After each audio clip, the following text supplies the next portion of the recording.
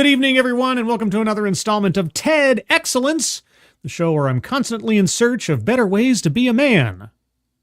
And what better way to find out how to be a man than by listening to a women's event at TEDx featuring a man, I guess.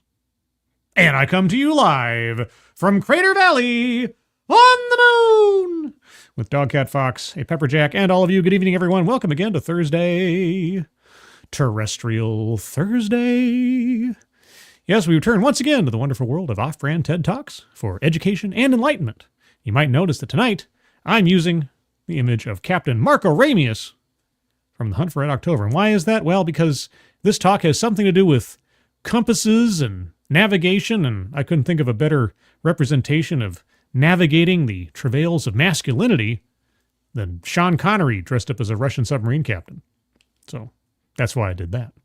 I want to get to something here before it disappears off of the chat, before I get into things. First off, holy cats, before I even began, the generosity just comes in. Walter Tomaszewski, thank you so much. Hello, Scribe. I dressed as a wizard and tried to cast a spell to make my cats talk, but it backfired on me. For almost a week, I could only meow and scratch my ear with my foot. Glad I had enough litter. Well, I'm glad that's all that happened to you, Walter Tomaszewski. Hope you didn't have any reflexes to lick yourself in places. But if you did, I hope you enjoyed it. And thank you very much, Walter, for your generosity. It's very nice of you. And also, before it disappears as well, Derek LaRue. Thank you so much, Derek, as always, for your continued support and generosity. It's very nice of you. Hope you're having a good evening. Hope you enjoy the show. And yes, I had a typo. So for tonight, we'll call it the bingo card. Not the bingo card, the bingo card. The bingo card is tonight A for bingo card, because we had our first online poll tie. There were 3 options. There were 6 votes. Each vote got 2 votes, or each option got 2 votes. It was a 3-way tie. And so I thought to myself, well, we did C for Paul Chatto for the special event we did earlier this week in TEDXcellence. And so I thought, well, I'll just round back up to the top of the list, went to A. Of course, Shady Grin also decided to vote for Magellan on the Discord server. So it all evens out in the end, and it's fair. So yes, tonight's bingo card is bingo card A. Bingo card A. Car A, not card A. Anyway, with all that being said, who's joining me on this beautiful Thursday evening, aside from Walter Tomaszewski and Derek LaRue? Kieverdam, good evening, and thank you, Kieverdam, for providing the link to the global giving charity for the LA wildfire victims. If you guys can take a look at that, pinned to the top of the chat box. If you're able to donate, please do so, but even if you can't, if you can share that out on social media, that would be appreciated. So thank you for that ahead of time, and thank you, Kieverdam, for providing the link. Alexander, good evening. Advocaz Diabli, good evening. Tony Giff, good evening. Is there a TEDx tonight? There is. Here it is. Here it is. Who else is joining us tonight? Let's see. Scrolling. Attack Alpaca, good evening. Tyr Alexander, good evening. Robert Pincus, good evening. Mike R., hello. Your internet's favorite lunatic, good evening. Who else is here? Anybody else? Angelverse, hello. Toot Sweet, good evening. Rotten Corpse, good evening. Shady Grin, hello. Who else here? Juliet, always looking for her Romeo. Unfair Ophelia, speaking of Shakespeare, we got an Ophelia there. Do you guys know each other? You related somehow, just sort of abstractly? Funtime Bats, good evening. Bridget, good evening to you. Who else is here? Oh, Adabisi, hey, how's it going? Long time no see. Howdy from the Philippines. So you're still over there, huh? Well, I hope everything's going well over in the Philippines. And for anybody else that I missed, anybody lurking, anybody in the future, anybody that might be defecting from Ranting Monkey's roller coaster simulator stream, because he's doing that right now.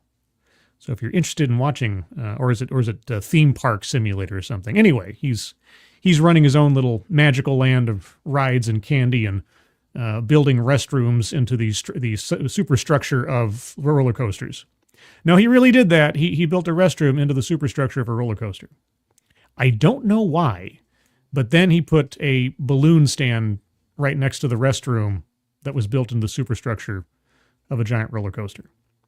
Because that's how Ranting Monkey works. But we're not doing anything like that today. No, we have a roller coaster all of our own here, which is redirecting the compass of masculinity.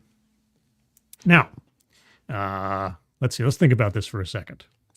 So, by the title, I'm going to assume, and I'm happy to be corrected, I like surprises, that our speaker believes on some level that men, simply as a subspecies, let's say, are predetermined to behave in a particular way. And what we have to do is forcefully redirect them because their compass says north, and we need to push them somehow towards, I don't know, south, southwest, and certainly not north by northwest.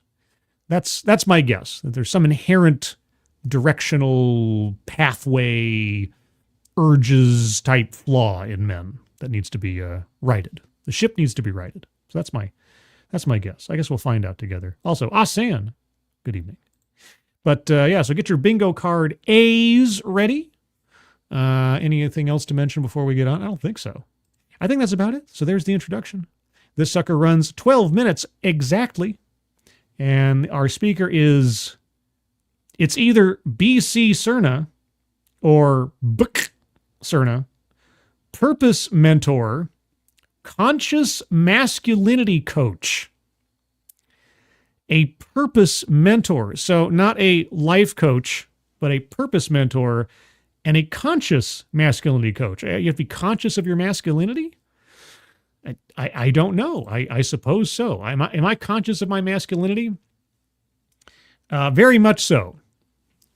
As I occasionally have to adjust how I sit because of my masculinity. Anyway, with all that being said, start off with a few seconds for a sound test. You guys tell me if you can hear it, and then we will proceed. Well, I want to start off by addressing the elephant in the room. No, there's an elephant in the room? Babar? Calling Babar? Babar? Everybody hear that okay? Let me know in the chat. Jamie Melquist, good evening. Nice avatar. Yes, because of the title, masculinity as well as a compass, the only avatar I had that fit a sort of navigator theme was, of course, Captain Marco Ramius. And Frosted Glass, good evening. Miranda Stone is here. Everybody, do you know about Miranda Stone? Well, let me tell you.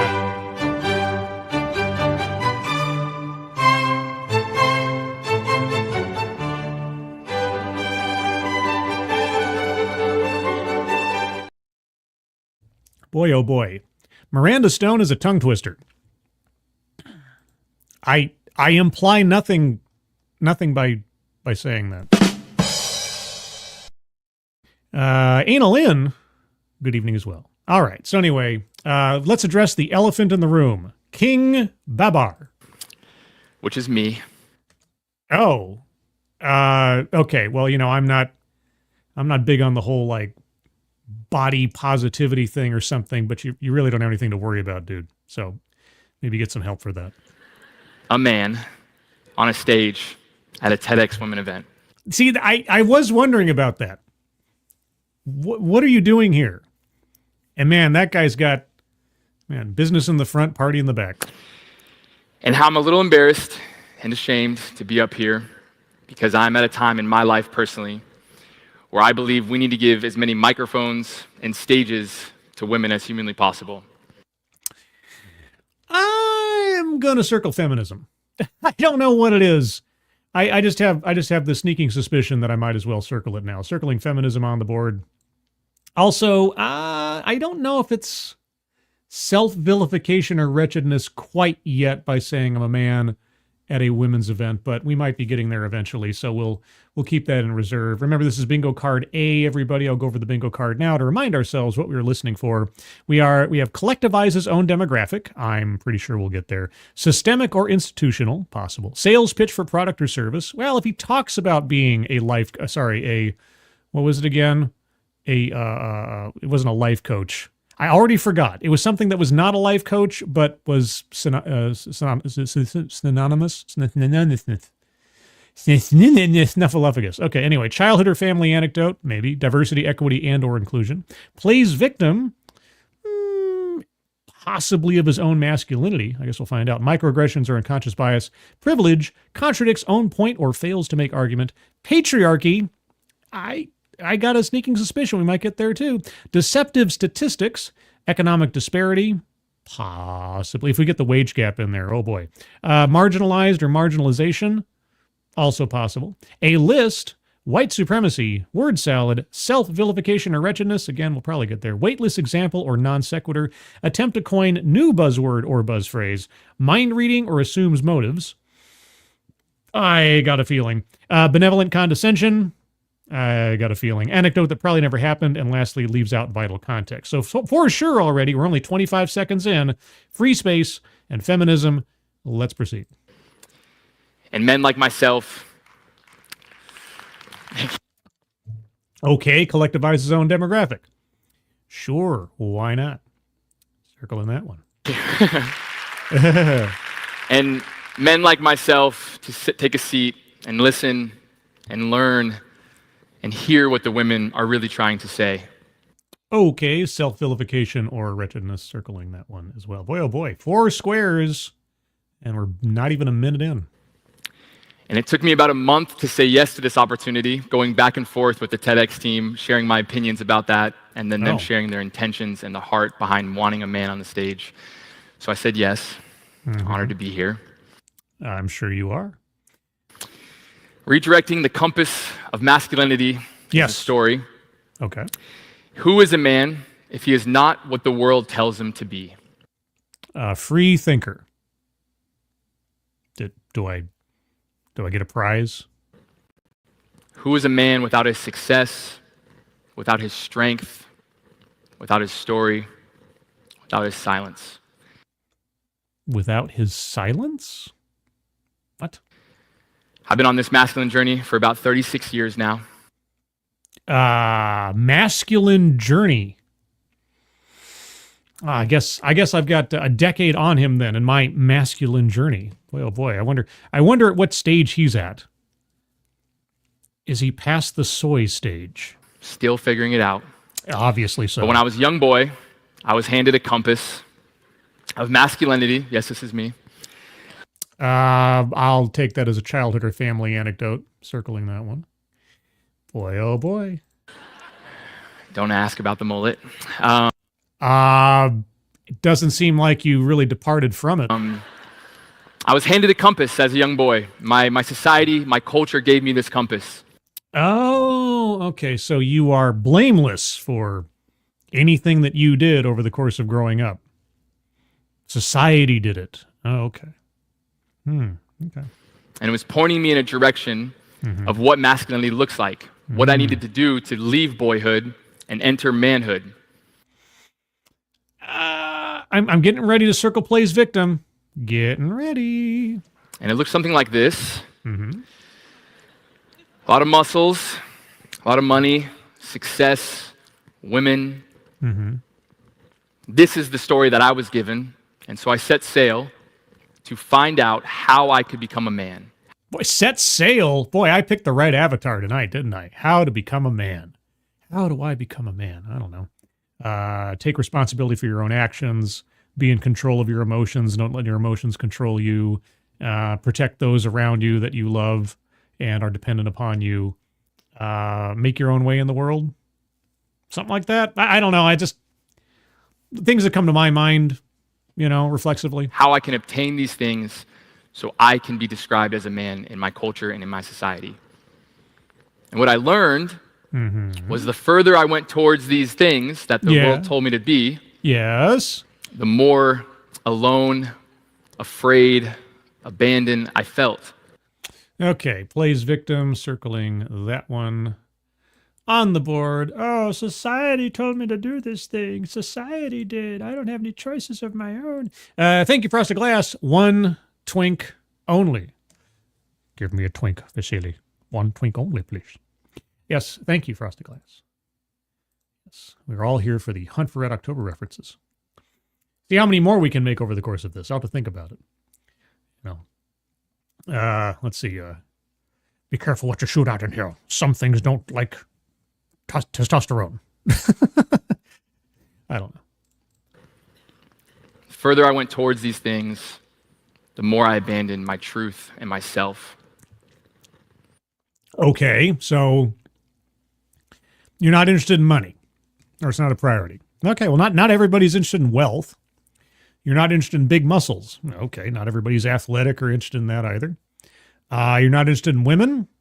Okay, it is a small known fact. You can be masculine and be gay. It's not impossible. But anyway, so what did you decide to do? And what started to happen was I was confused because I abandoned myself and my truth, my authenticity. You abandoned yourself, your truth, your authenticity. All right, what is yourself, your truth, your authenticity? Like, give me something to, compare and contrast here. I started to see the world in a different lens. I had a filter on how I saw women. I had a filter on how I saw men. I had a filter on how I saw myself looking in the mirror.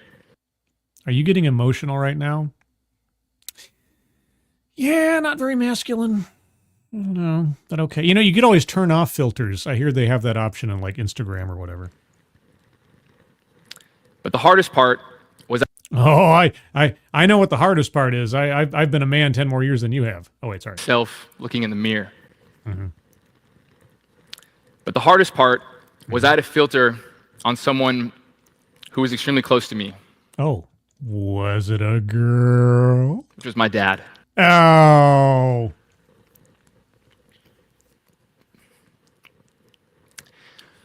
Did Dad pass away? My dad passed away 11 years ago. Okay. I do this not for entertainment purposes, but just because, I mean,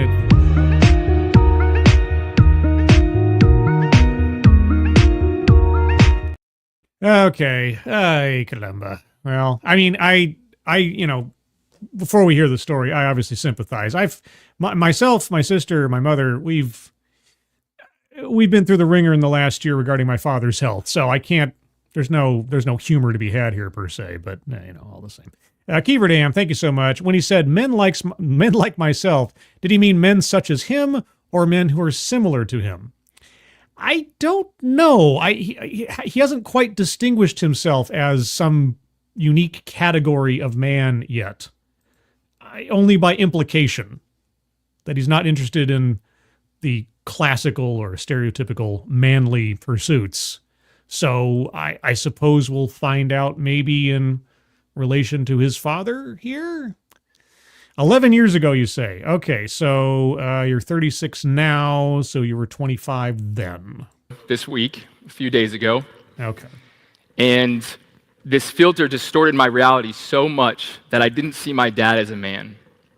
You didn't see your dad as a man. Why? And I actually looked down on him. Why? And I judged him. And one of the biggest regrets of my life was not being able to clean the filter on how I saw my dad before he was passed away and before he was gone. Okay, and now you're going to explain to us what exactly the rift was, right? And 11 years ago, when my dad passed away, and I wasn't able to communicate what he actually meant to me, that he actually was married to my mom for over 30 years, that he provided for my sister and I my entire life. Okay, so he was faithful, loyal, and a provider. And those attributes didn't qualify to you as a man, or was there something else? My entire world flipped upside down. I didn't know left from right, up from down. The only person I ever wanted to make proud was my dad.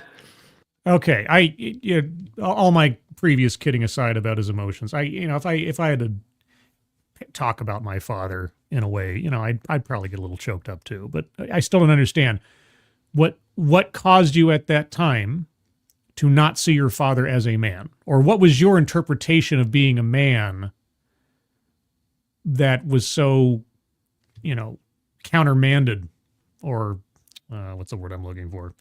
Antithetical. That's what I'm looking for, by what your father was doing. And after he left, I didn't know what to do. I didn't know what to do with the pain. I didn't know where to go as a man. I never felt more alone and abandoned in my life. Why don't you not be a man so much as just be, I know it's crazy to say, very ABC after school special. Just be yourself. You know, whatever you fit into, you're still going to be a man at the end of it. Even if you have drastic surgery done to yourself, you're still going to be a man. Okay, anyway. So I set on a journey to figure out this pain. And I asked myself what the biggest need in the world was. Goldfish, crackers. Let's see. Well, even though it's, let's see. I already circled self-vilification or wretchedness. I thought there was something else I was just about to circle. Now I'll wait. Okay. Anyway, what does the world need the most of? Anyone ever asked himself that question? Well, I often am told that what the world needs now is love, sweet love. It's the only thing that there's just too little of, but... Sometimes, yeah. It's a big question. It's a masculine question. We want to solve things. We want to fix things. We want to be useful. We want to be productive. Sure, problem solving. We talked about that on the TEDXcellence Spotlight episode earlier this week with Paul Chatto. If you haven't seen that already, it's actually a good TED Talk from days of yore when TED Talks were actually good. And Paul and I had some very, I think, interesting conversations surrounding that one. So go take a look at that if you haven't already. So I set sail. And I did this, and I traveled the world for 10 years.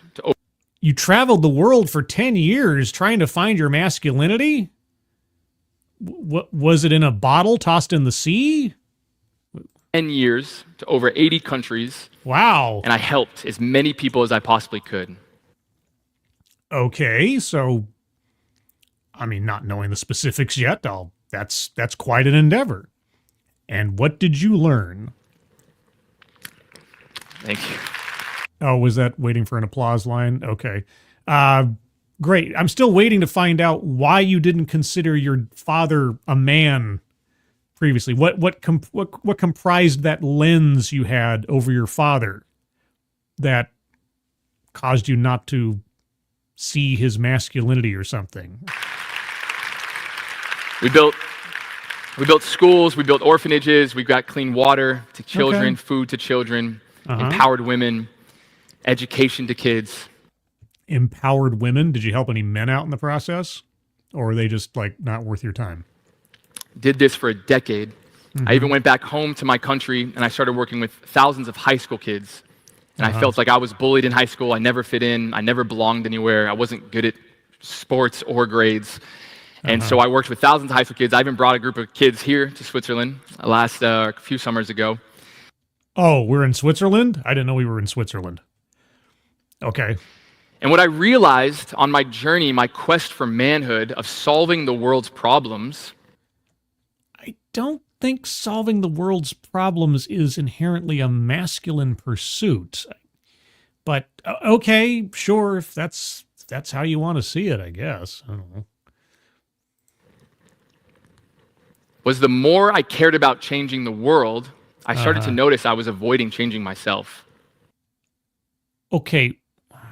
God, I'm feeling like I should get out the psychiatrist overlay here. Okay, let's just bite the proverbial bullet here, shall we? Because I mean, I might as well. Okay, what is it that you see that is inherently wrong with yourself needing changing?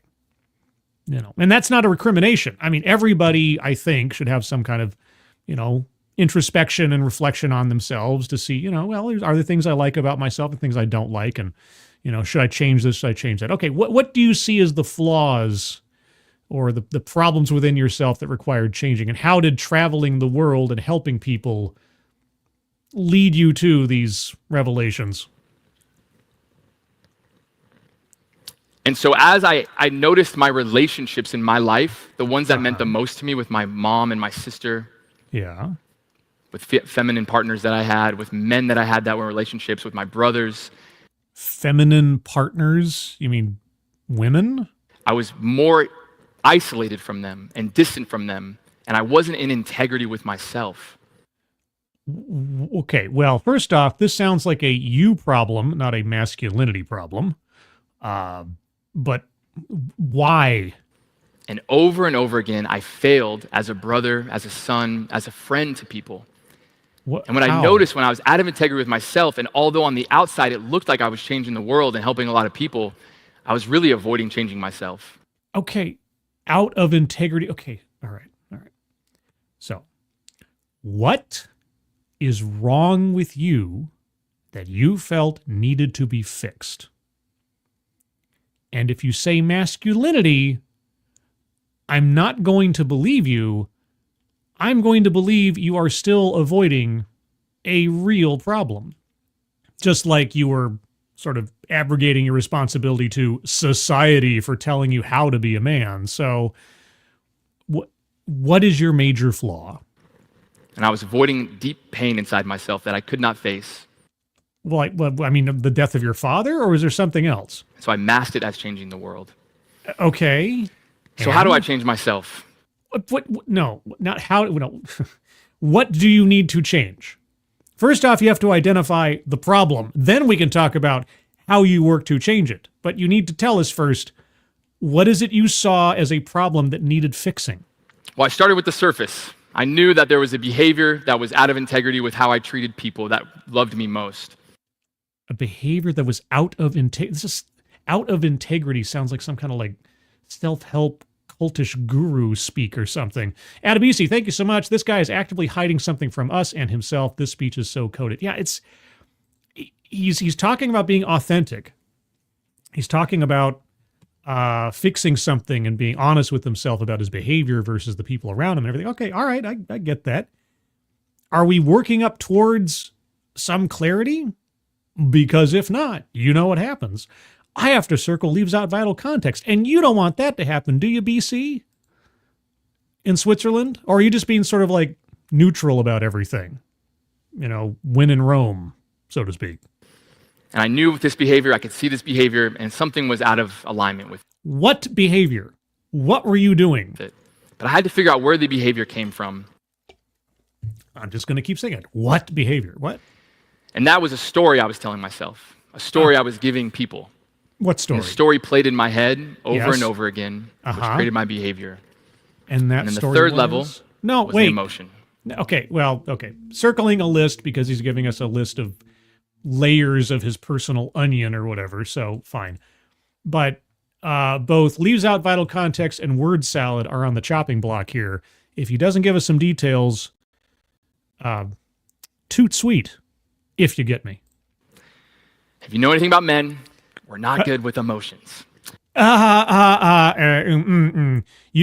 can rightfully, this is a family show, you can rightfully F yourself, sir. So, yeah. This is the hardest one to crack for most of us men because we have a lot of shame around of our emotions. Oh, mind reading assumes motive, circling that one. I'm also going to circle benevolent condescension because I think that's actually part and parcel with this particular instance. We have embarrassment. Oh. We do not know how to share them vulnerably and authentically and express them. And so we bury them down, we numb them out, and we avoid them at all cost. Speak for thyself, good sir. But what I found out is when I went back to the emotions I avoided my whole life, whether it was grieving, whether I was bullied, whether I was left alone, I realized what was creating the emotion was my beliefs. What was creating the emotion was your belief. What? Why do I have to keep asking this? What are you talking about? What behavior? What emotion? What about you did you see as flawed that needed fixing? Maybe it's something legitimate. Maybe it's something nonsensical. I don't know. You're not telling us. That I had beliefs about myself, about my worthiness, if I was loved, if I believed I can trust people, because a lot of people have hurt me throughout my life. I have major trust issues, so I can empathize with you there. So I had to really figure out, where did my beliefs come from? Why did I believe this about myself, that I wasn't worthy of love, that I wasn't worthy of getting in an argument with someone and being able to get through it with them? Does this all trace back to your father? I mean, being armchair psychologist for a moment. And it was these traumas. Now, we all have moments in our childhood. Some are big and some are little. Could you, I don't know, give some details of one of them? Some are things that happened to us, and then some are things that didn't happen for us. It was love that we didn't receive, or affirmation that we didn't receive. Right, yes. So trauma looks different for everyone. Yeah. But what I realized, I had to go back to all of these moments in my childhood and really reveal what was going on. Why was these stories in my childhood creating my beliefs, creating these emotions, creating this story, creating this behavior? Yes, okay, yes. Go over introspection. Could you give us at least one, just one active example of a behavior you were displaying in your adultish years that you realized was counterproductive or something you wanted to change? Anything, really? Anything at all? We're over halfway through this thing already, and I don't have any idea of what you're talking about. What I soon realized was there was an imbalance within myself. And I noticed a huge imbalance within the world, but if I can't figure it out within myself, I'll never change it in the world. Okay, you're saying the same thing with different words. I mean, I'll give you credit for variety in verbiage, but could you tell us what you're talking about? So I had to start finding harmony and balance, figuring out that I had feminine energy within me. Well, I'm getting that sense, yes, indeed. And as men, we avoid feminine energy. We avoid anything feminine. We are trying to be tough. We're trying to be this energy of like we could figure it out, we could problem solve. Women come to us for the answers. Again, speak for thyself. You seem to have a very, I don't know, kind of sexist perspective on masculinity. I don't know what it is. I don't know what it is, but okay. Yeah. And when I realized, I started listening to women in my life. Things like Kelly shared. I don't know who Kelly is. Maybe she was a speaker that came before. Not trying to understand or problem solve or fix it, but feel it. Can you feel it? Do do. Can you feel it? Do do. Can you feel it? Do do do do do do do do. Yeah, because men don't feel. Men are blocks of stone. Men can't listen, by the way. They're constantly problem solvers. Now, I will admit that when I'm confronted with somebody who I care about and is in a bind or is telling me a story of trauma or woe or something, there is that gear that turns in my brain that does want to offer a solution, be helpful, try to solve the problem, try to give advice. And there are times when giving in to that turning gear makes sense, and sometimes it doesn't. Sometimes people just need to vent. And so sometimes there are reflexes. They are well-intended reflexes that may make sense later on, but maybe not right in the instant that they occur to you. So I'll give you that. I do have that tendency. I want to help the people around me who are in distress or to try to solve a problem that's put in front of me. I know, it's just that instinct to try to bring order to the world, bring order to chaos. It's terrible. I know it's terrible. But it's not a bad thing. It is sometimes about timing. And this imbalance happens in the feminine. Some of the females can sometimes step into masculine a little too much, taking care of us, or maybe we didn't take care of them, so they feel like they had to go do it themselves, which is... Yes, because caring about someone else is an inherently masculine trait, or what? It's understandable. What I started to realize was there's this fire in this water that men have this fire energy about them, and women have this water about them. Oh, it's almost like, I don't know, men are from Mars and women are from Venus. I at least appreciate the fact that A, he's only referring to two genders, and B, he does acknowledge that these two genders are distinct one to another. It's a rare thing these days. And now we did build a society with fire. We did build a society with this structure, with this fast-paced life, more. And okay, a word salad. Just, he is, it's almost like, what's the word I'm looking for? Suddenly my vocabulary is failing me. It's almost like a manic need to avoid specificity. It's so bizarre. Okay, circling word salad, circling leaves out vital context. I don't know if we're going to get anything. We got 3 minutes left in this sucker, and I feel like nothing. Bones. Now women are coming into this space trying to understand how to find their own sustainability in it. their own uniqueness and energy in it. What's space? What? But I think we're at a time right now where we're starting to learn and listen more. Give it up for all of the beautiful men that are in the audience right now, please. Okay, that is a device within a talk where you have nothing to say.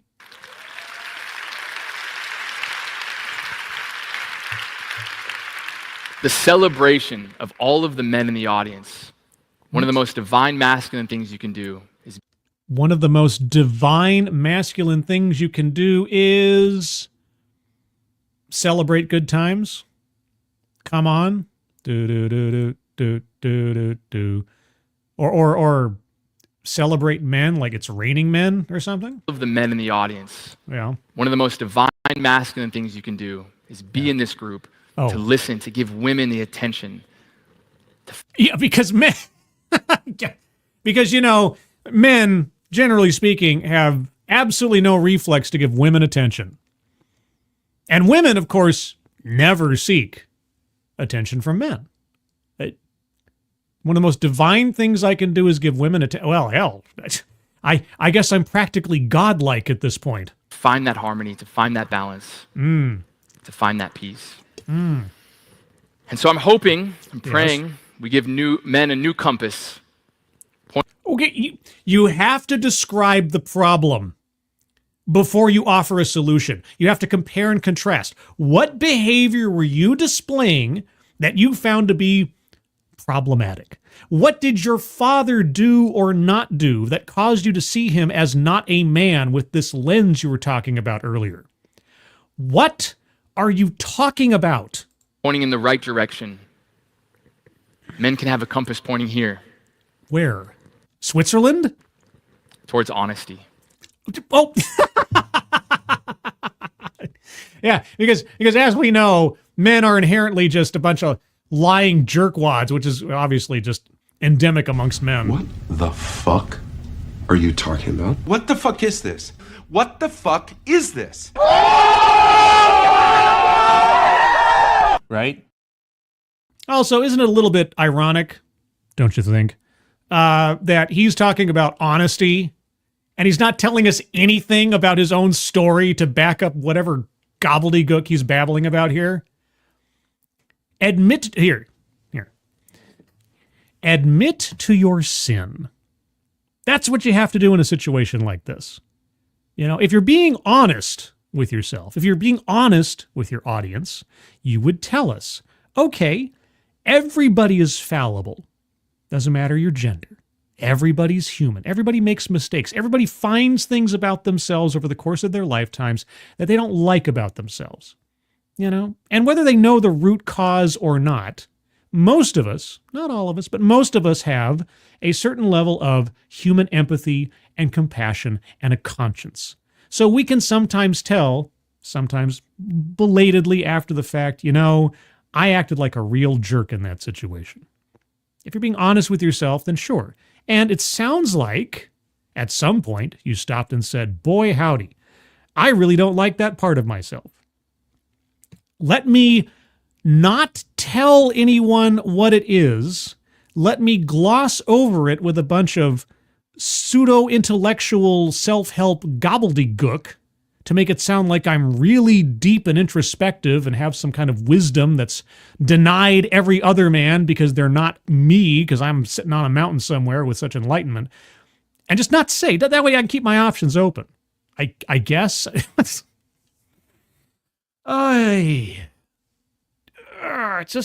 It's like you just feel like you're just on the cusp of him telling us something at least partially interesting, and we're just not there. And if men can be more honest, vulnerable, and transparent. You're transparent? Like you?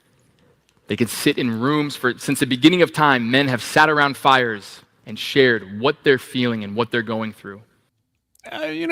Sure, we tell stories of our latest hunt and how we killed that saber-toothed tiger and stuff, and, you know, that hot girl in the cave over across the way, that kind of thing. Yeah, I suppose. Feeling safe to be okay. So if there's any men out there, encourage you to be in part of a men's group or to start one. You don't need any special talents. You need to ask a group of men to meet up and ask how you're feeling and doing. I ask men how they're feeling and doing all the time. I ask women how they're feeling and doing all the time. Say, hey, how's it going? What? I don't even know why I bother mumbling the words, what are you talking about anymore? Because it's just... And magic and freedom lays on the other side of that. Oh, magic. Oh, yeah. So voodoo magic. As we try to figure out, there's probably people in our life that we want to change, that we're maybe thinking about when I'm giving this speech, that the only thing that's ever changed anyone in the history of time was love. Oh, hey, you know what the world needs now? I'm going to take another victory lap just because it's my show and I can.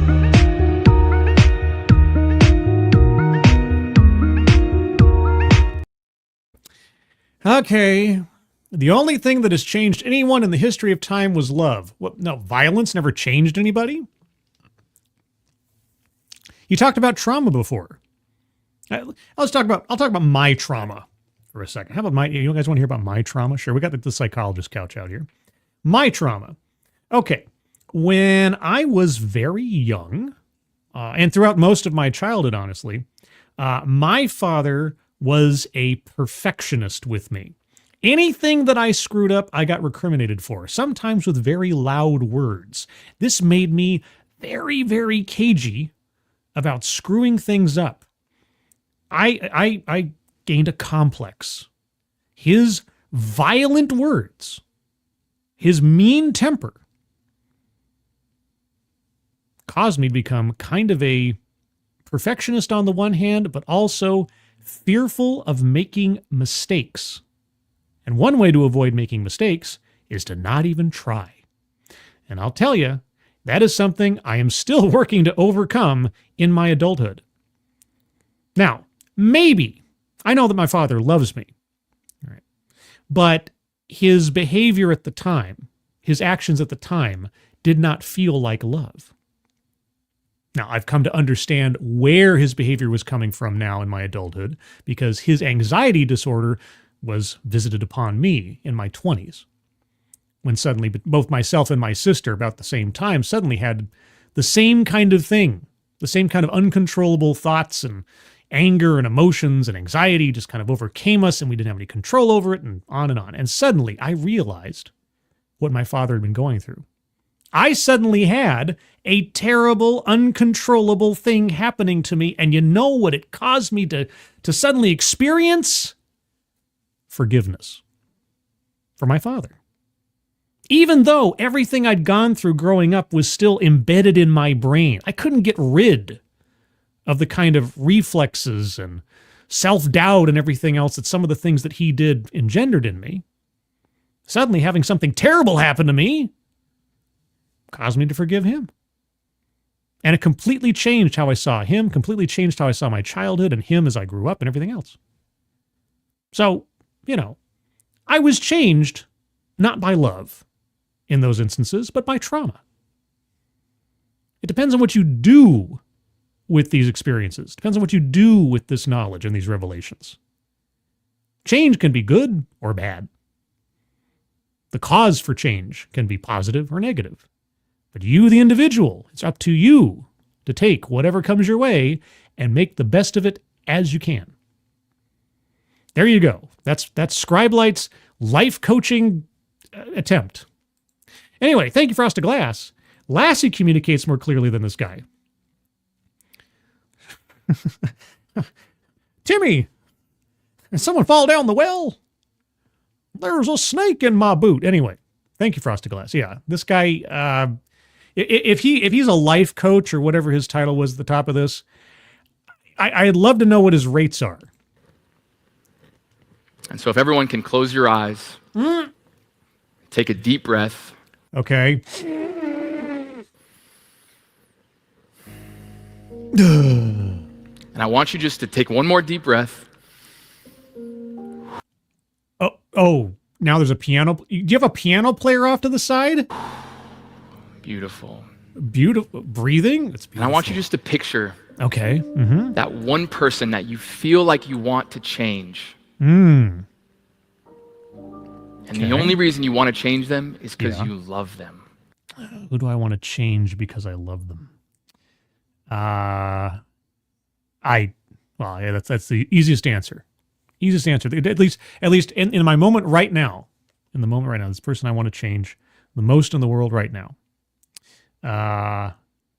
My father. I would love to change my father's body chemistry to get rid of the leukemia. There you go. There you go. Oh, you're talking about like change, like the behavior, their mindset, their philosophy, or something. Oh, okay. Well, now you see, my father, as imperfect as he is, he's practically perfect in every way to me, because I accept him for who he is, warts and all. I don't know. Maybe that's just naive of me. I don't know. And picture their face as a kid. Picture their face as a kid. There's some very old black and white photos I'm gonna have to reach back in my mind to. I have my parents' wedding photo in my mind more than anything else. And my father was a good-looking guy, and my mother, very pretty lady. I can see so much of my face in my father's face, but also combinations of that in my father's face. Anyway, sorry, I'm getting distracted. As a little child, innocent, scared, afraid. What? Innocent, scared, and you want me to imagine my father as a child, innocent, scared, and afraid? Why? And I think this is the first time I've ever had a TEDx musical accompaniment to a conclusion to a talk. And know that beneath every angry man is a scared little boy.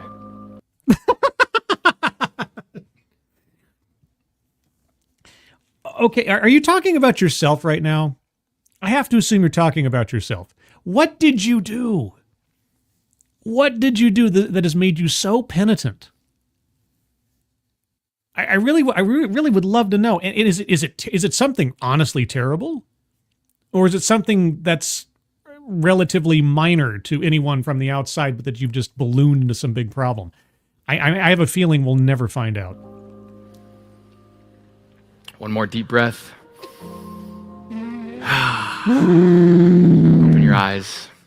Oh, yes. I hope we can walk forward in our days and our lives, giving a little bit more grace, a little more compassion, yeah, and a little bit more love to the men in your life. Oh, okay. Thank you. Oh, well, thank you, Reverend. I appreciate it. Okay, well, that was a talk full of nothing. A talk full of nothing is what that was. I'm gonna have to make this a double feature. I don't see how I get away with making this the entirety of this broadcast. I have to see if I have another short TEDx or something on here, or we can look at. Anyway, let's go over the bingo card real quick. You know what? I'll turn on my musical accompaniment for this next portion of the show, because why not? I mean, we started out with a little piano solo there in the background. So let's turn on some piano music. Okay. Let's see. So we have to update this. Here's the card as I have it right now. I'm going to go over it one more time by myself. If you guys have arguments for squares to be circled, hold on to them, and I'll get to you momentarily. Systemic or institutional? Yes, because society caused him to be this way. Society told him how to behave. The only specificity was be like Rambo, I guess. Sales pitch for product or service. You know,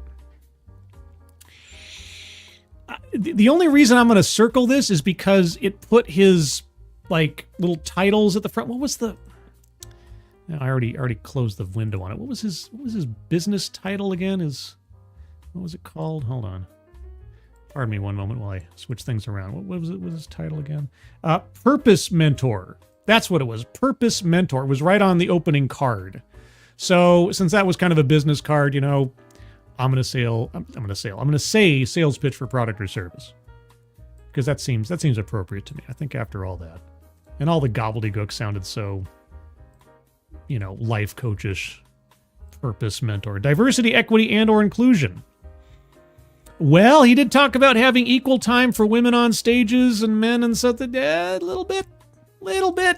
I mean, that was kind of the thrust of it a little bit. So, you know, yeah. Bingo. What? Of course! Okay, microaggressions or unconscious bias. He used unconscious bias when it came to men's thoughts and how we think about men and how men behave when it comes to listening and problem solving and on and on and on and on and on. So in that sense, I feel comfortable certainly. Privilege. I don't know that he gave a privilege example. Did he give a privilege example? I don't know.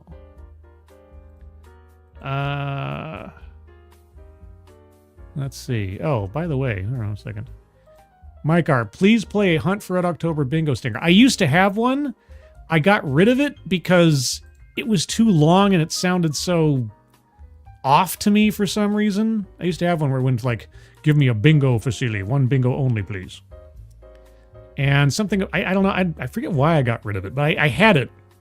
Something about it like bugged me every time I played it, so I just kind of, I think I mixed in too much extra noise or something. So I used to. Maybe I'll recreate that at some point. I can't think of a privilege example, but if somebody in the chat has one, I'll take it on. I'll take it on board. Contradicts own point, fails to make argument. Yeah, like what the heck was any of that? What the heck was any of that? How do you change a man's compass if you don't tell us by your own lived experience where your compass was pointed versus where you pointed it to and how? Patriarchy.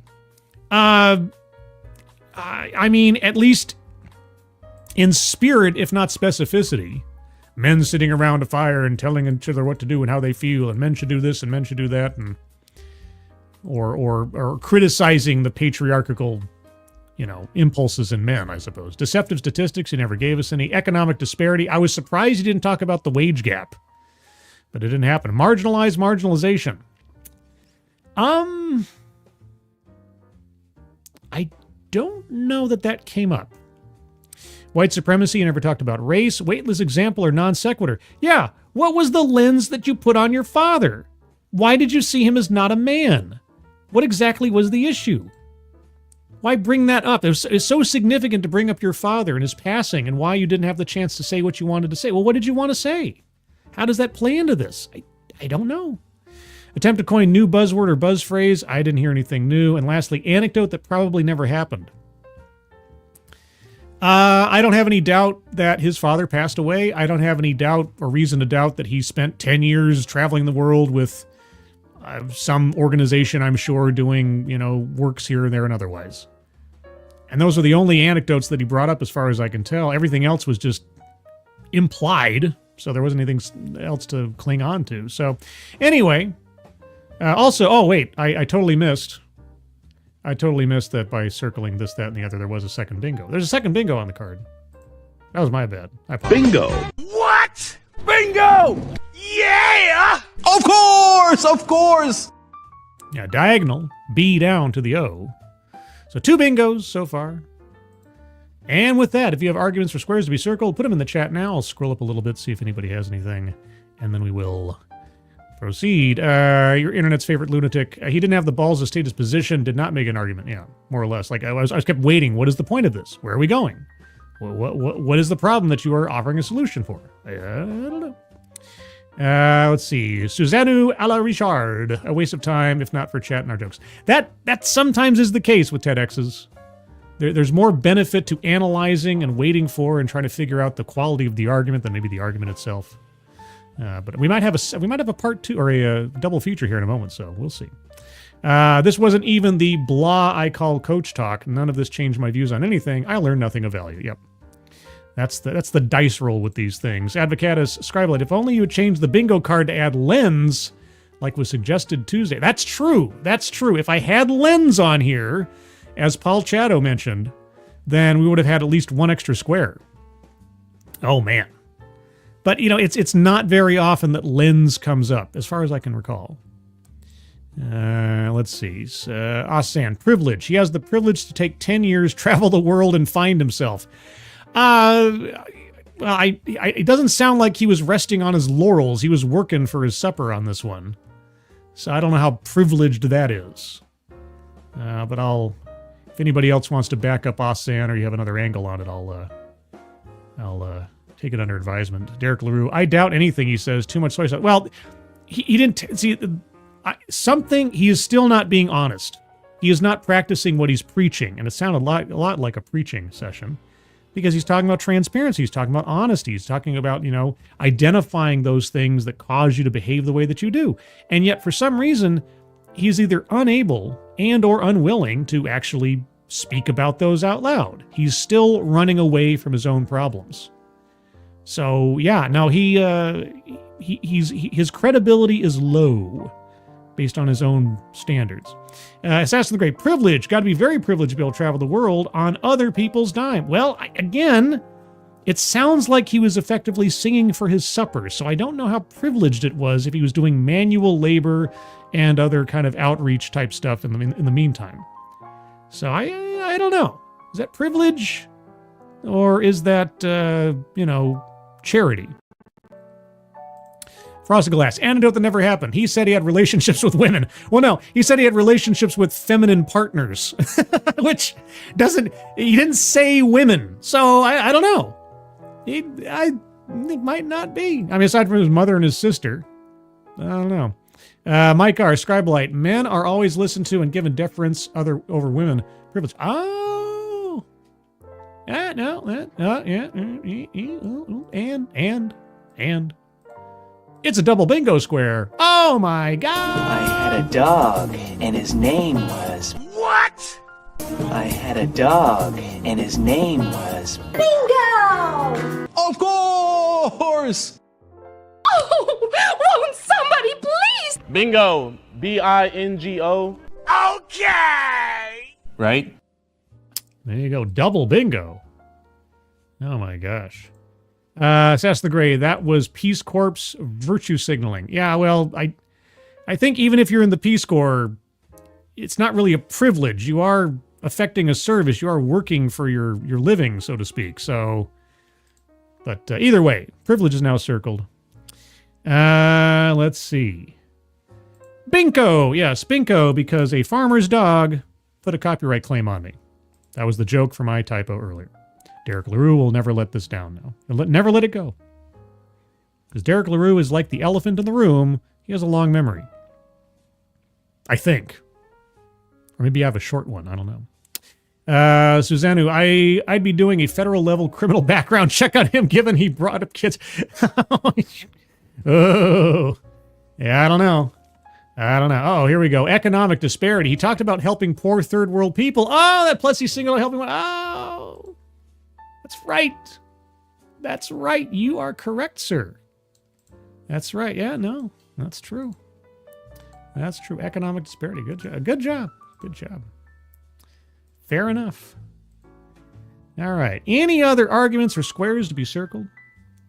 I'm going to check my little library here and see if there's... do I have any TEDx's in my retinue here that would be short enough to do real quick? Just to... let's see. No, that's all something else. That's for DEI Death Watch tomorrow. I got a couple things I've got set aside for DEI Death Watch. Ooh, an 8-minute TEDx. How about an 8-minute TEDx? And it's from Zurich. I mean, that's Switzerland territory, right? I think. I'm an English major, not a geography major. Sure. How about we do? No, let me check first. The sound quality might suck. No, it sounds loudish enough to me. So let's do that. Any other arguments for squares to be circled? Then we'll move into our double feature, our unplanned double feature. Let's see. Adabisi, anecdote that never happened. He claimed cavemen were talking about feelings.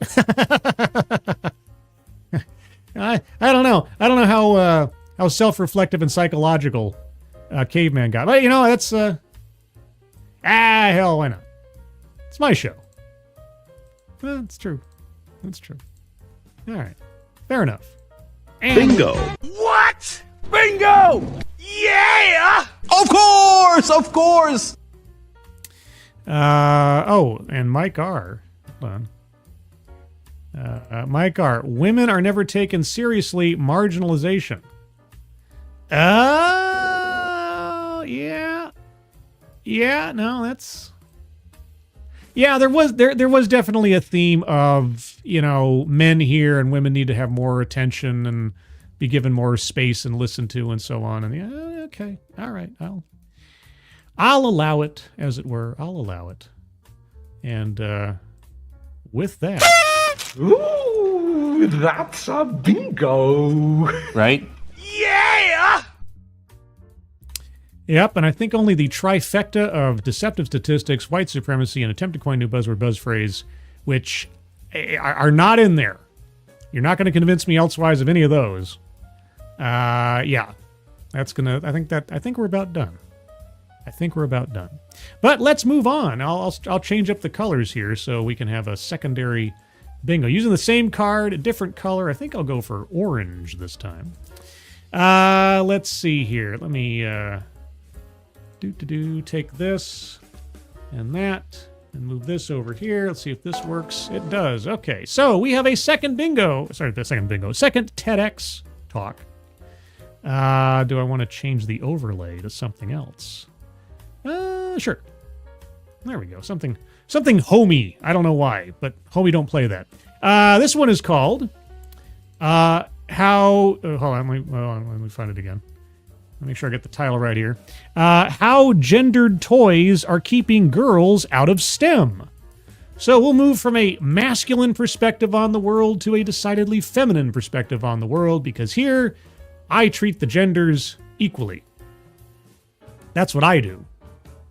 I don't know about the rest of you, but all right. So, of course, doing that, I close the tab on the bingo card. So let me get the bingo card back up.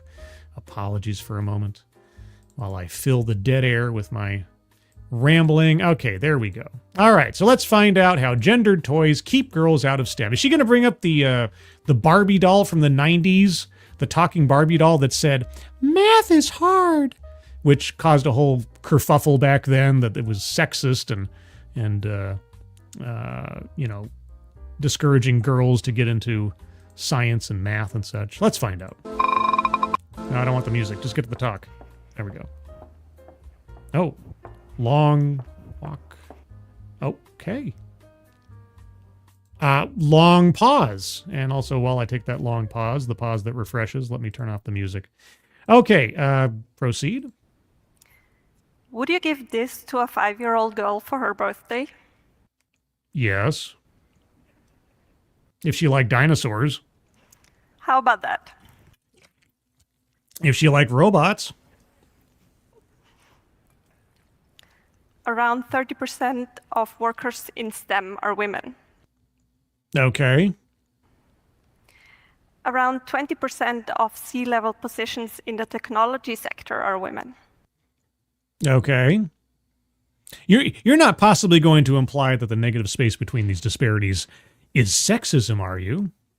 You couldn't possibly consider the chance there might be freedom of choice, personal preference, or something. Am I going to circle deceptive statistics here momentarily? I think I might. Now, what does a gift at the age of 5 has to do with the number of women in STEM, science, technology, engineering, and mathematics? I don't know. Why don't you tell us?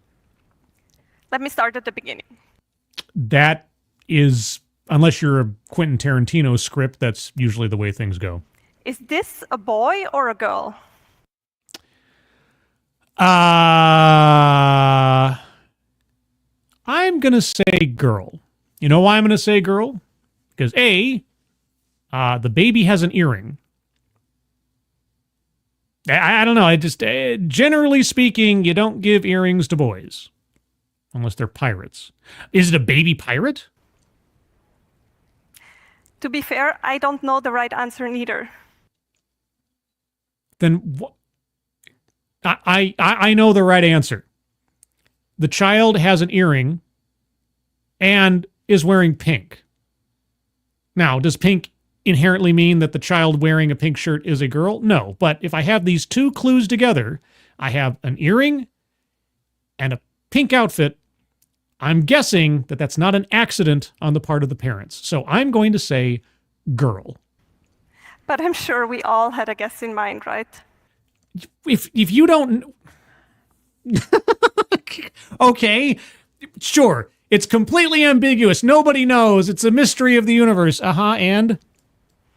But this was not always the case. What was not always the case?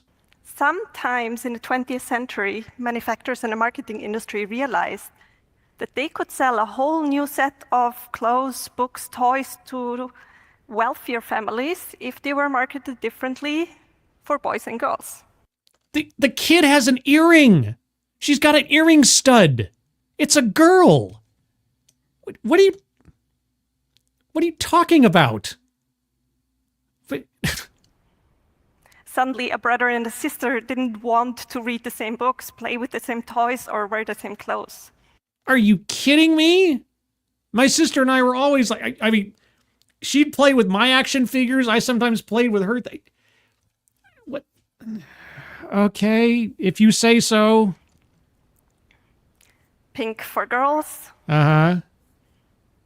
Blue for boys. And what a crime against humanity this was. Cute for girls. Uh-huh. Strong for boys. Well, let me ask you something. Is it the market determining the choices, or is it the choices determining the market? I know it's a crazy thing. You want to say that freedom of choice has nothing to do with this, that it's some grand conspiracy of sexism. But I just... All right, circling deceptive statistics and also circling free space. And we'll wait. We'll wait on a couple of... Actually, no, I was circling systemic or institutional because obviously the only reason that boys like strong things or construction things or mathematics or, and girls only like, pretty things and spangly things and everything is obviously because the system tells them to. It's not that there's something inherently different between boys and girls, generally speaking, that causes them to be attracted to different things. Dreamy for girls, bold for boys. Right. Yes, you're correct. There's no differential. The system did it. Our children are shown very clearly what they should like, how they should look like, how they should behave. Wow, it honestly was not planned that I'd have two different talks, ostensibly about two different subjects, using the exact same argument as their opener before even getting to anything meaningful. It's great. And it's not the marketing industry alone. It's not the marketing industry. Oh. Who else is responding to the natural inclinations that differentiate males from females?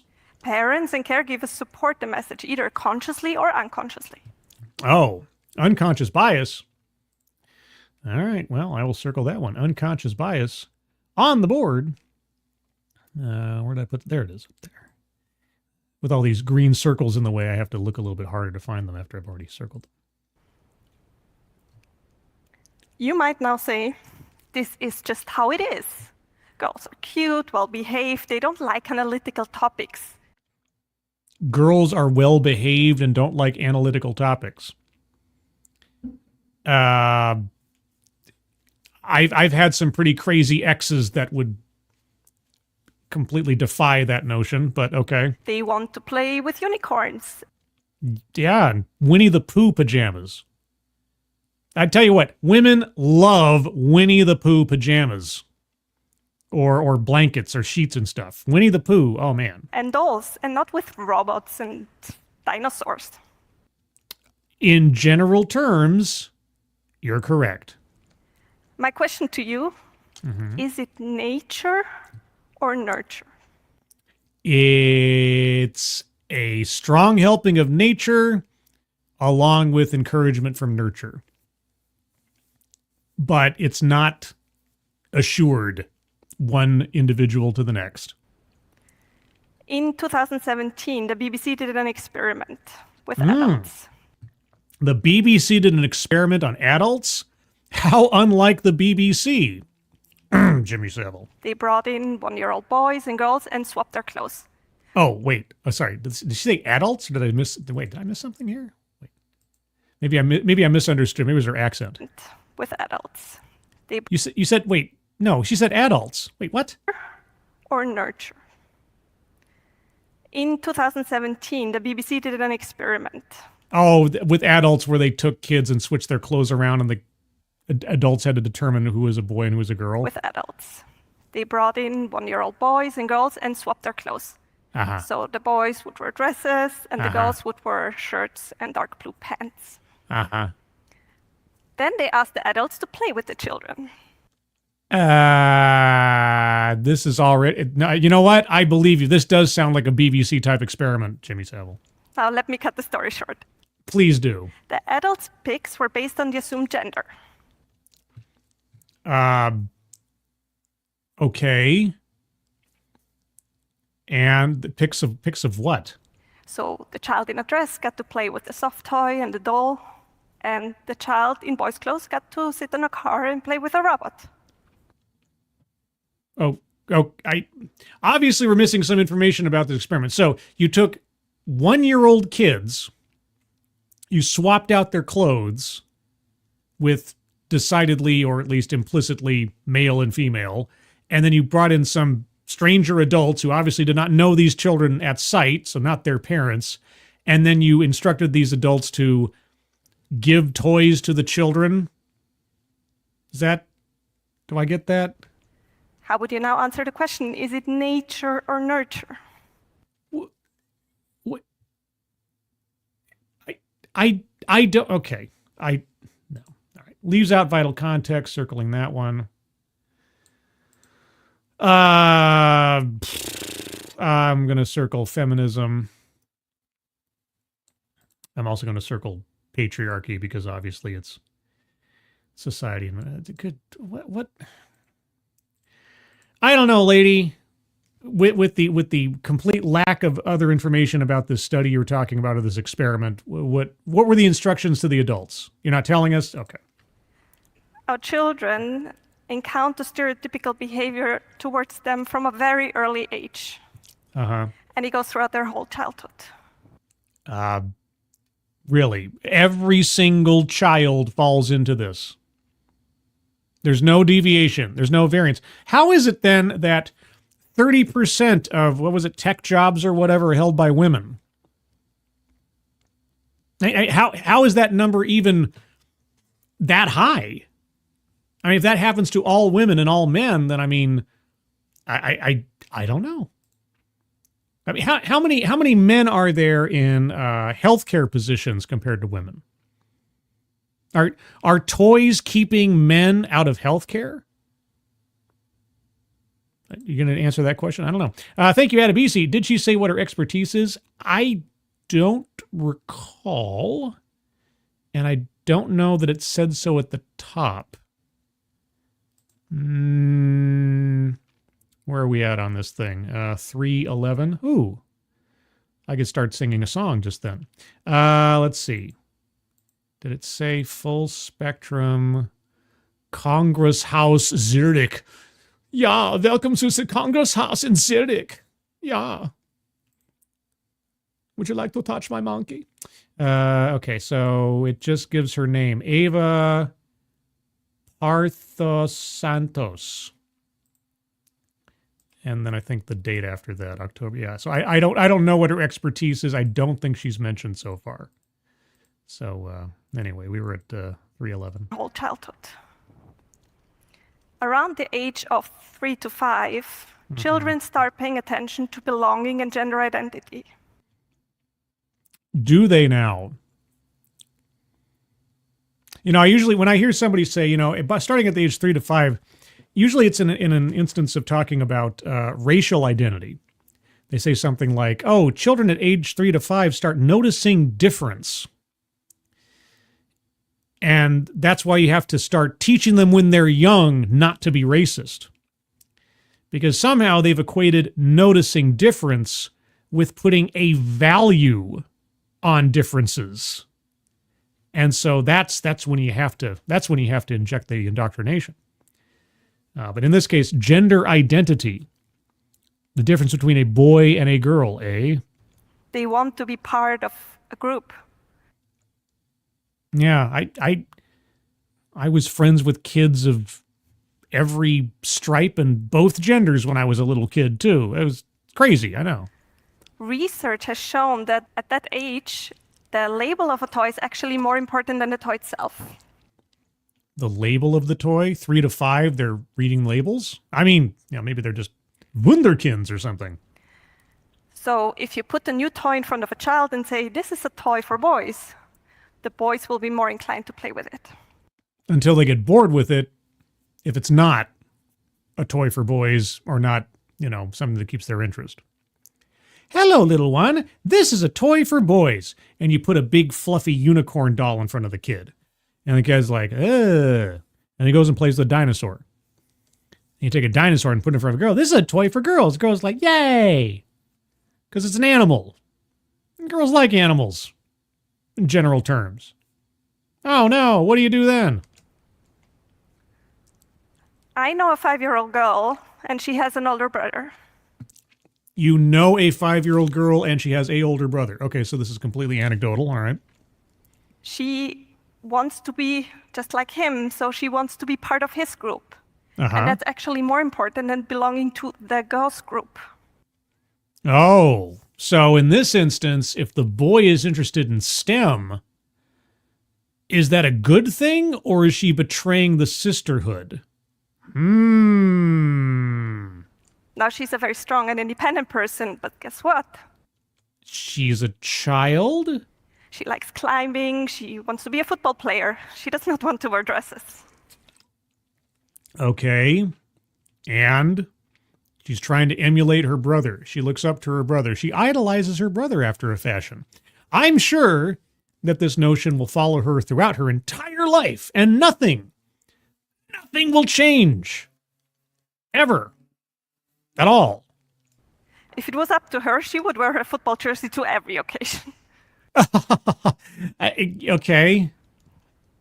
But why do we even need more women in STEM? Why do we don't? I'm glad you asked that question. There's no need for it. But that's not to say that there can't be. So, okay, what's your argument? Well, why do we need more women? What specifically do women bring to the proverbial table when it comes to STEM? I'm sure there are some good arguments. Go ahead. And who am I to talk about that?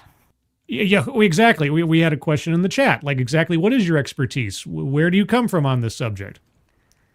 Jobs in STEM have a high potential for big innovations. Yes.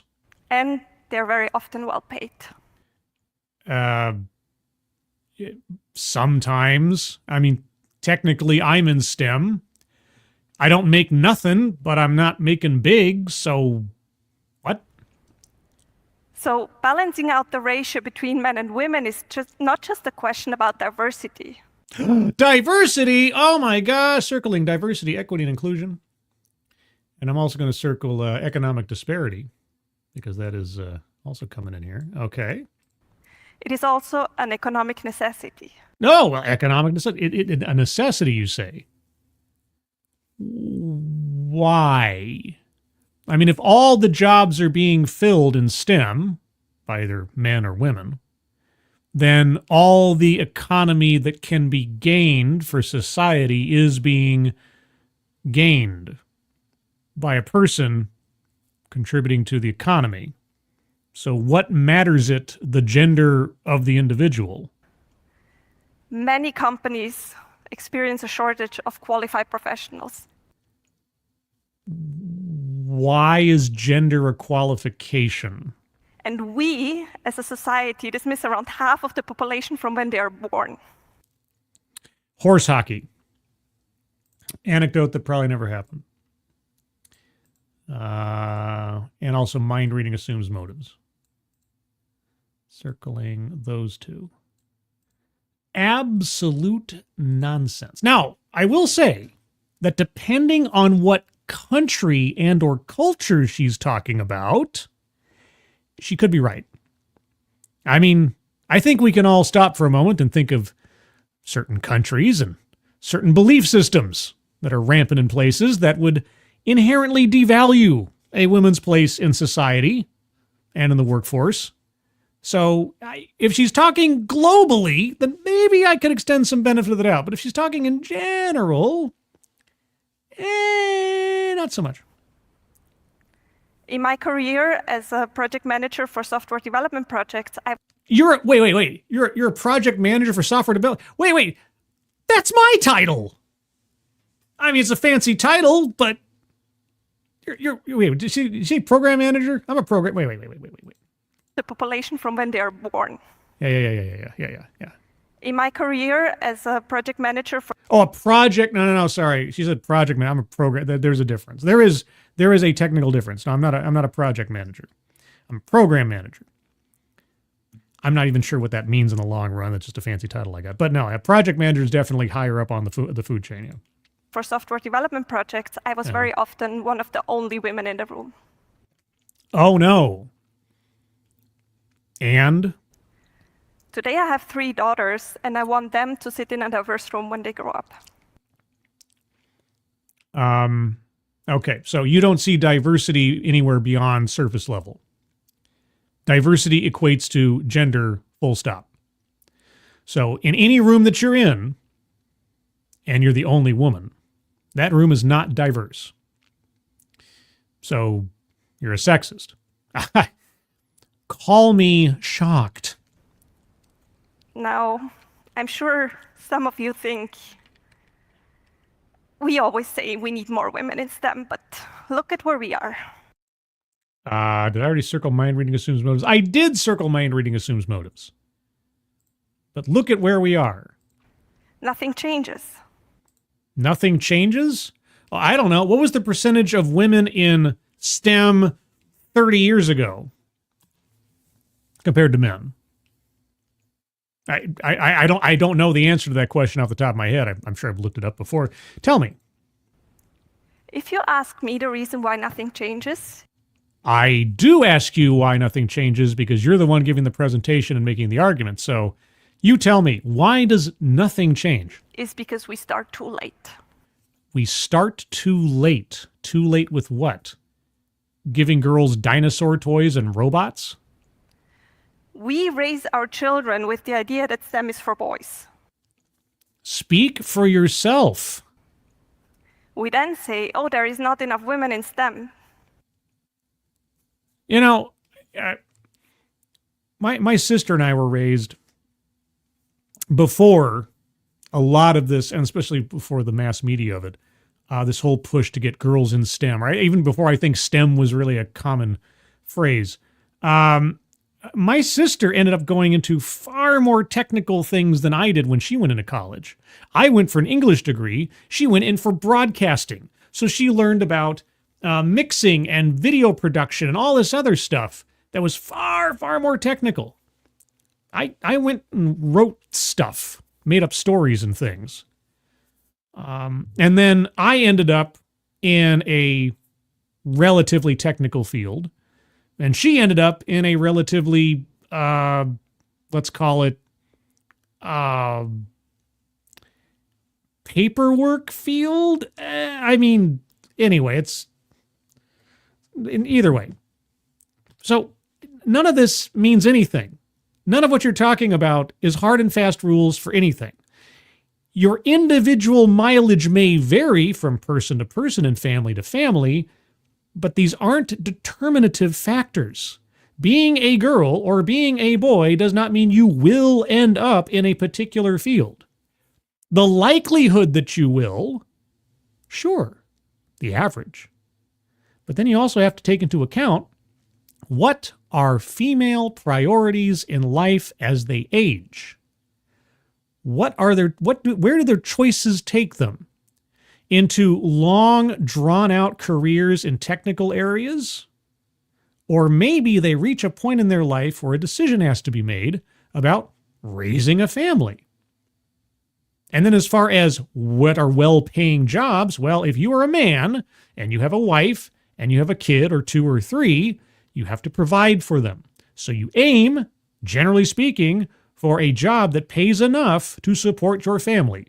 And if there are areas, if there are industries that pay more than others, if there are jobs that provide more money than others, maybe you might be more attracted to those, to get those jobs to pay for your family.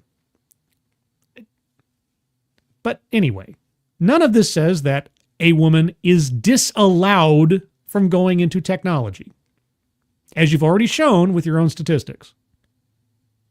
But you want more women for why?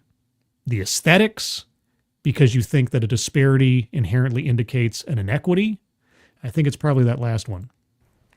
So we work with teenage girls and women that are already in the workforce and convince them to move into STEM. Convince them? Oh, you mean so they've already made a choice for themselves. Maybe they've already found a comfort zone for themselves, and you have to convince them that they're wrong. You have to tell women that their choices are incorrect. That sounds very empowering. How about we start at the age of 7? Ooh, the age of 7. Okay. And what if eventually they decide not to do what you say anyway? When we tell girls that math is as much for them as it is for boys. Oh, meth is as much for the... Oh, sorry. Yes. Math. Sorry. Accent. Well, why aren't you telling men to get into like healthcare? Or nursing or something? I mean, there's quite a disparity between the number of male nurses versus female nurses. Are you putting any effort into solving that obvious problem? Or how about starting at the age of 5? How about starting in, teaching girls to be garbage collectors? Or how about MINERS, miners, or deep sea fishers? Why just STEM? Why not any job where there's a disparity between males and females? Why specifically the high-paying STEM jobs? What?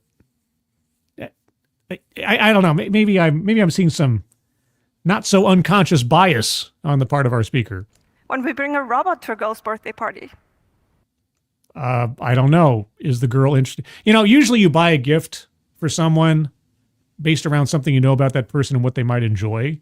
If the girl likes robots, okay, I'll buy the kid a robot.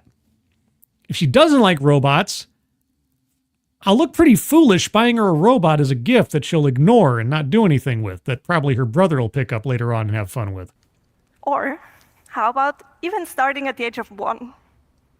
When we buy the girl a car to sit on instead of another soft toy. What are you talking about? Following the saying, be the change you want to see in the world, I founded an anti-stereotypical clothing brand for boys. An anti-stereotypical clothing brand for boys. What? For girls. You can't even tell the difference anymore, can you? Okay, so for those of you listening at home, she has a picture up of, I don't know, kids you might see in like a JCPenney catalog or something, if JCPenney even exists anymore. Anyway, female scientist, and she's wearing a shirt that says "Curiosity like a scientist" on it, and it's got like a girl scientist holding a flask. And then you've got robots, a girl wearing a dress with a bunch of robots on, and female astronauts with a girl wearing a skirt with a bunch of astronauts and rocket ships on it. Yeah. So, sales pitch for product or service, circling that one. Is this a line of clothing that you yourself developed? Is your brand name on these by any chance? Yeah. That will be another topic. Yeah, at a sales meeting, okay. I've made it my mission to empower girls and show them that STEM is as much for them. It sounds like you've made it your mission to try to indoctrinate girls into a career path that you think girls should go into and try to dissuade them for whatever their natural inclinations or interests might take them. You are projecting your personal... See, here's the thing. You're projecting your wants, needs, desires, and appreciations onto others because you think your way is the only right way. And you're sexist. You might want to think about exactly what your motives are. And I just saying, a little authentic introspection and transparency within yourself about what's causing you to have these feelings and these behaviors. You might take a lesson from BC. He's over in Switzerland. I think that's near you right now somewhere. If we never show our girls that STEM is not for them, we will never have to convince them that it actually is. Yes, because a girl has never defied her parents and gone off on a career path that was not approved by their folks. Just like boys. Boys always do exactly what their parents tell them to do. As we know. Now I realize this is a very easy thing to say, but very difficult to do. Yes, try to pressure your child or someone else's child into a career path when they're 1 year old or still a child beyond. Come on. Changing unconscious bias and stereotypical thinking is not just something you do easily. It requires a re-education camp, huh? It takes a lot of effort and willingness to change. Willingness to change, because obviously the way things are incorrect, wrong, and harmful, is what you're saying. And we all need to be aware of our own stereotypical thinking. Yes, we do, I guess. Are you aware of yours? I myself have to be very conscious about that. Why is that? Would you like to confess something? Bringing a robot to a 5-year-old girl's birthday party is not something you do naturally. No, usually you bring something to the girl's birthday party that she would enjoy. Not something you're trying to force upon her. What is the girl interested in? You know what I do? Near on to Christmas, whenever I'm getting ready to buy gifts for friends, especially friends who have kids, I ask my friends, hey, what is your little girl interested in this year? Because things change. Sometimes it's coloring, all right? Sometimes it's bubble guppies. And maybe a year later, it's unicorn. Who knows? Because I'm being a thoughtful gift giver. And children are precocious. And they can change their interests a lot over the course of just a short amount of time. Something new and shiny, or they find themselves interested in a different thing. Yeah. Is the girl interested in robots? If the answer is yes, then sure, bring a robot.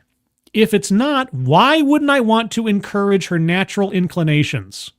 Why wouldn't I want to feed her imagination with the things that she's interested in? Why am I trying to force my preferences on somebody else?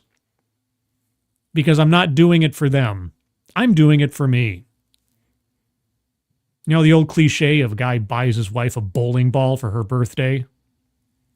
Does he want her to bowl with her or with him, or is he looking for her to just set it aside so he can use it himself? Yeah. At the same time, manufacturers and the marketing industry need to realize that doing advertisement based on a classification that is not meaningful is not helpful. It is meaningful because boys and girls are different. And it's profitable. And some countries have already started. Oh, they have. Do tell. Spain, for example, does not allow gender stereotypical marketing for toys. Oh, so Spain suppresses freedom of speech in advertising. Okay. If saying we need more women in STEM, we need to start at an early age with our children.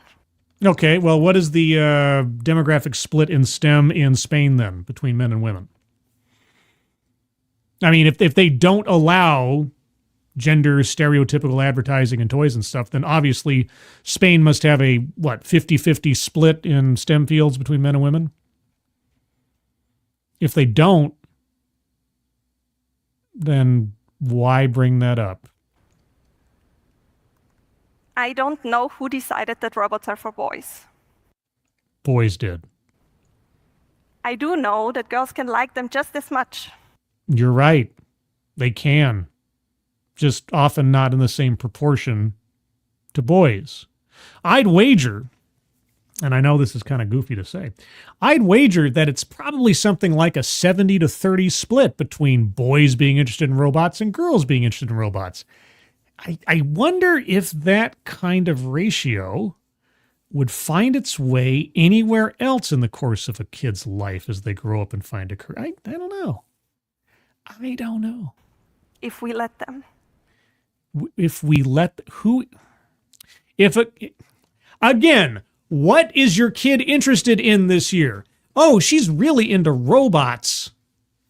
Okay, I'll buy the kid a robot. Why don't you let their personal preferences and choices lead the way, rather than assuming you know best for them by imposing a philosophy that you appreciate? I know, indoctrinating other people's children into your worldview, I know it's a very attractive option. Seems to be. For you. Similarly, we don't need to push women into STEM. No, we don't need to push women into STEM. We just need to constantly surround them with things that represent STEM. We also have to find them when they're young and get them to change their minds about their career possibilities into STEM. Intentionally. Target them specifically for this kind of pressure. Okay. Contradicts own point or argument. Circling that one. Over here. I'm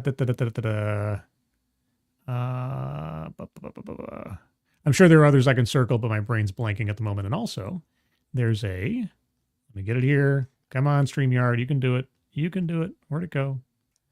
Where'd it go? Is it just coming? StreamYard is catching up. Pardon me, everybody.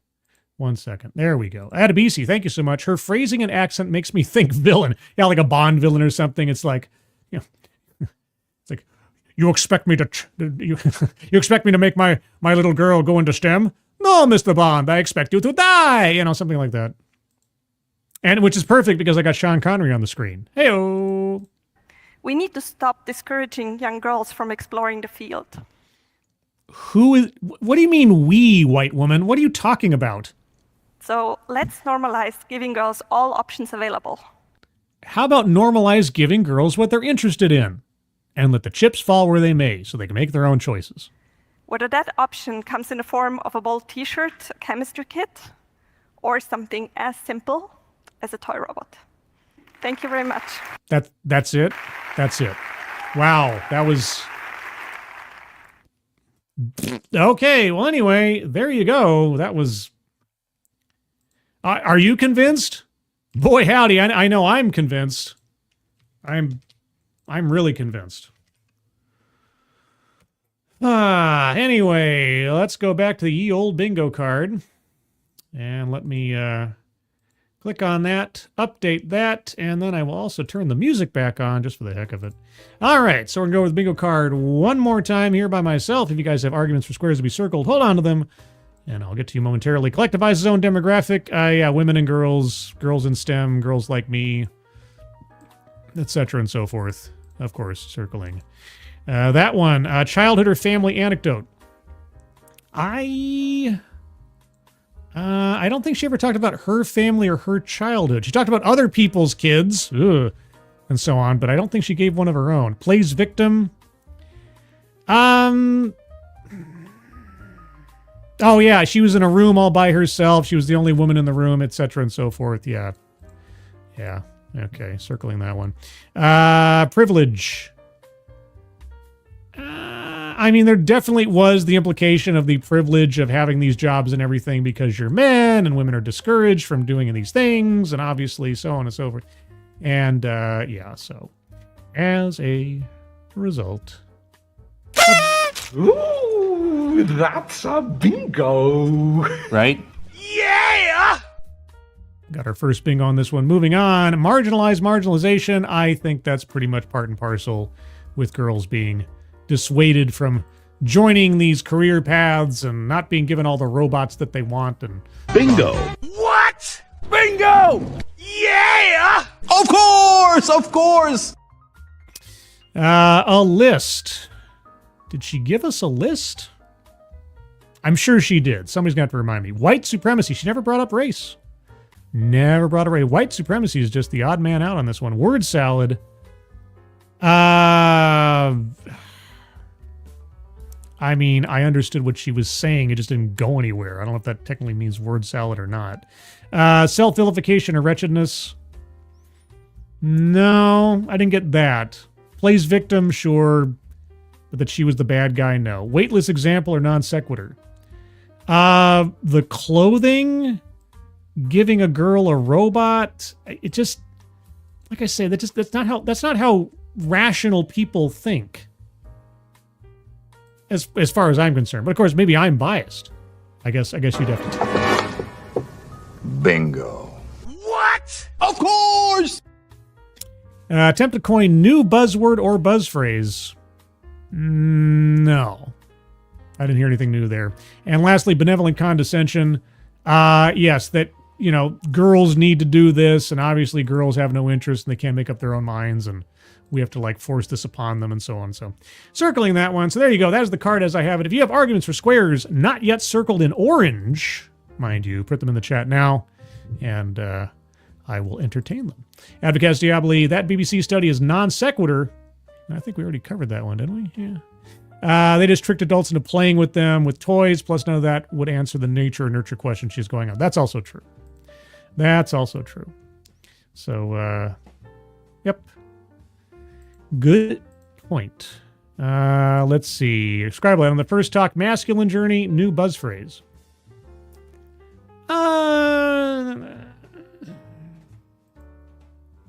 I don't think so. It wasn't something that he made a point to say something I like to call my masculine. No, I didn't come out as something he was trying to push as a book title or something. Lesser logic, a horse, of course.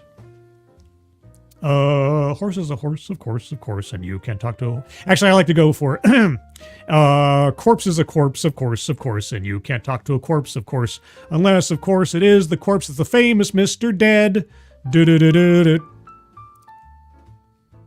Is that too dark? Is that too grim? I don't know. Rational people. This is TEDx. I know. It's a lot to ask for. Push girls into STEM phrase. That's reaching. I know everybody wants to get this blackout or bingo. That's reaching.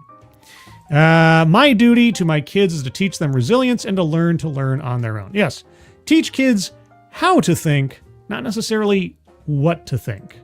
Just an idea.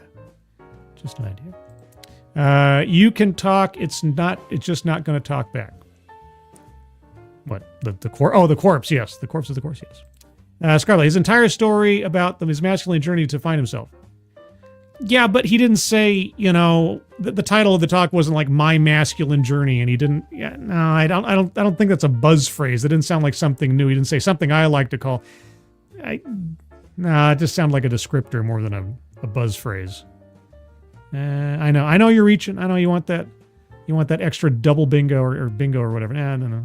Yeah. Doesn't quite pass muster in my mind. You're free to disagree. Any other arguments for squares to be circled? I could see word salad a little bit here, but I'd need somebody to back me up on that one, and not because I'm saying so, but because you have a good argument for it.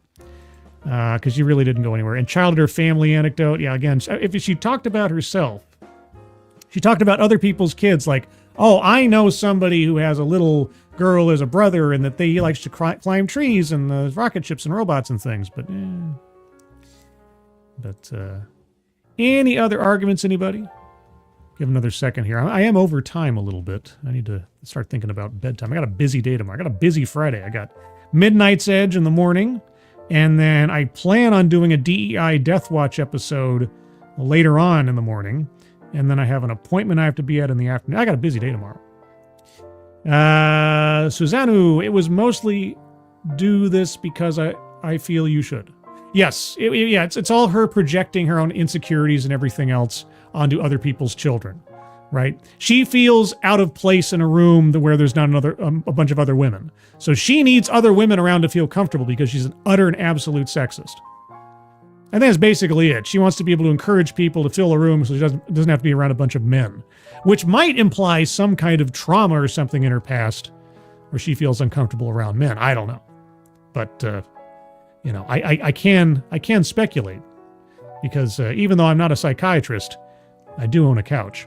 Everyone, I'm going to call that here. Now, obviously, if you have arguments for squares yet to be circled for any reason you'd like to give a shot at convincing me, you can always put them into the comments below if you're watching this in the future. Or, alternatively, you can also put them into the TEDXcellence section on the Discord server. Do you know I have a Discord server? I have a Discord server. Also, there's a link to the Discord server in the chat right now. If you click on that link, you'll find yourself on the landing channel called Say Hello. And in addition to saying hello, you just have to say the secret word. The secret word will tell me that you actually watch the show, are not a bot, and have thus earned the right, the privilege, the entitlement to join the Discord server. And today's secret word is double feature. Just say hello, double feature. Or you can say Captain Ramius, and I'll definitely know you watch the show. So that's the secret word for today, or secret word options. Also, programming notes. If you hadn't already watched it, I did a special spotlight edition of TEDXcellence earlier this week with Paul Chatto, my friend from Midnight's Edge in the Morning. It was a good TED Talk and had some good conversations and funny jokes with Paul Chatto, professional comedian and professional Ewok. And if you don't know what that means, just look up his IMDb. Outside of that, you'll find me tomorrow, probably, on Midnight's Edge in the Morning, unless work takes me away for some reason. That'll be at 9:05 a.m. Pacific Time, noon 05 p.m. Eastern Time. And then I plan, the intent, unless something comes up, is at 11:30 a.m. Pacific Time, 2:30 p.m. Eastern Time tomorrow will be another episode of DEI Death Watch. Yes, the flies keep dropping. One just happened today, an old friend from the channel. I'll be playing some clips from that old friend because they've just disavowed themselves from DEI. But did they? Did they really? I guess we'll find out tomorrow. Outside of that, you can find me here Sunday at 8 a.m. Pacific, 11 a.m. Eastern for the Sunday stream, where I'll go over other news stories of the week that I find interesting, just for the heck of it. And beyond that, everyone, I want to thank you all for joining me this evening. Moderators, thank you for keeping an eye on things, even though everyone here is so well behaved, you have very little to do. Everybody who donated, either to myself or to the link at the top of the chat box as I gather my thoughts here. Thank you guys so much for your generosity. Very much appreciate it. Elsewise, everyone, I hope you have a good rest of your Thursday. I hope you have a good Friday ahead of you. Weekend as well. If you're not, I hope you're all safe and well. My brain will get there eventually. And if you're not well, please get well soon. And I'll see you on the next one. Take care. Bye-bye.